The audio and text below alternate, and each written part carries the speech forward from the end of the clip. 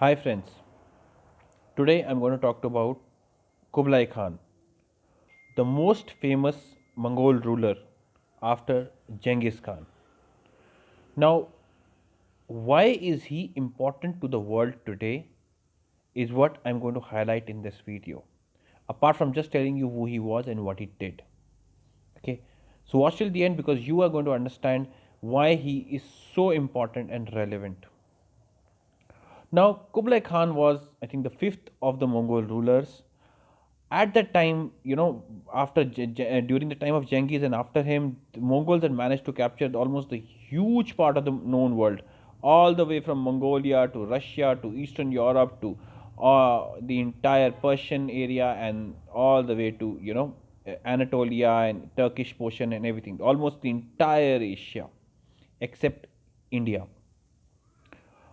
And what had happened was it had been divided into four different khanates. Okay, the Golden Horde, the etc. etc. Now each of them was ruled by one khan, but there was one great khan, the main khan. Okay, who is supposed to be officially ruling over the entire massive empire. So when Kublai Khan was elected, he was supposed to be ruling not just over his kingdom, but nominally over the entire Mongol kingdom. But slowly, especially after Kublai Khan's controversial election, his power over the other areas became just nominal. And slowly, the Mongol Empire broke up into multiple parts.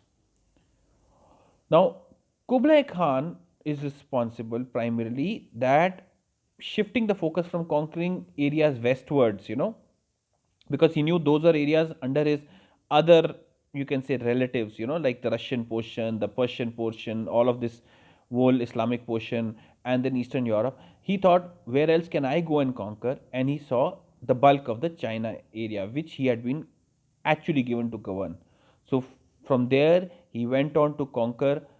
Most of South China was under another dynasty called the Song dynasty, which was a very, very fairly advanced, you can say, society in terms of its rich culture and advancements, etc. But of course, the Mongols crushed it brutally.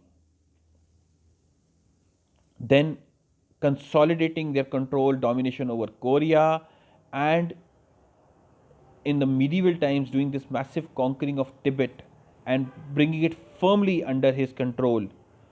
Okay, now he became the first ruler after this, ancient Han rulers to actually consolidate and conquer and bring all of this whole China and even the larger Chinese influence like Tibet and Mongolia and Manchuria under one rule. I think now you understand why I said he is so important, because he is the ruler in modern times in medieval history that brought all of this huge from this whole East Turkish, whatever you want to call it, the eastern region of Turkish people, okay, to Tibet, to Manchuria, to all of this region under one ruler. He even tried an invasion of Japan, but due to huge storms, he was unable to do so, and his army's navies crashed and he lost out. But the essential aspiration of expanding towards Japan and this region, the sea, and dominating this whole, you can say, the China seas around China, was started by him. This was Mongols ruling China, and of course, after some time, after Kublai Khan founded the Yuan dynasty, which was a foreign conquering actually of China, right? And that's what the Tibetans say, that look, it was not China ruling us; it was a foreign power that had conquered both China and us. So that's the dispute. I will not get into the political dispute about all of these things. What I want to concentrate on is the history part of it. So Kublai Khan became very famous in Western history because this famous Italian traveler called Marco Polo came, and he had heard about this great riches of this great Khan Kublai Khan and his capital called Xanadu, and from where this concept of Xanadu, of a place of immense wealth, which in popular English literature, etc., comes from. and some even rumor that there's a big famous very famous story that it is Marco Polo, that when he came back to Italy, brought pasta to Italy and introduced pasta from the Chinese. Now, Kublai Khan also captured Western imagination in terms of the great riches of China. Just like already they had some idea about the great riches of India, it became very famous. Of course, the Yuan dynasty did not last long. Very soon after Kublai, the indigenous Ming dynasty, basically the Chinese revolted, were able to throw out the Mongols and establish the Ming dynasty.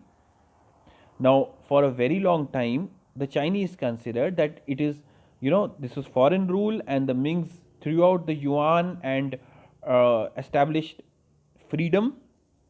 But for political purposes, because it was the Yuan who united, you know, all of this larger today's China, today somehow, very paradoxically, they call Kublai Khan as their own.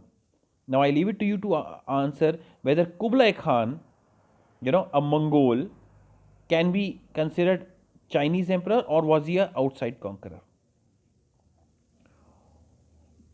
Now, this is the man Kublai. Okay, let's understand the Yuan Empire was a very, very, very powerful and a very rich empire at that time. Kublai Khan soon became settled into, what you can call a settled city life, and did establish a great kingdom. Okay, today his relevance essentially is that, as I mentioned, it is the empire that dominated all of these areas from the western, what you call Xinjiang area of China, all the way to Beijing and Manchuria, Mongolia, to the end of southern China, to Tibet, and having influence over, you can say, islands in the Chinese Sea with Japan. That has a legacy there. I will come back to other Mongol rulers from different point of time, but I would suggest, if you really are interested in Kublai Khan, one book that I would suggest, there are many, but Kublai Khan by John Mann is a great read. Okay, I am not particularly doing a book review, but John Mann writes brilliant books, and this book again on all the great, you can say, world conquerors, etc., from Genghis to Atla to Kublai Khan to Tamur.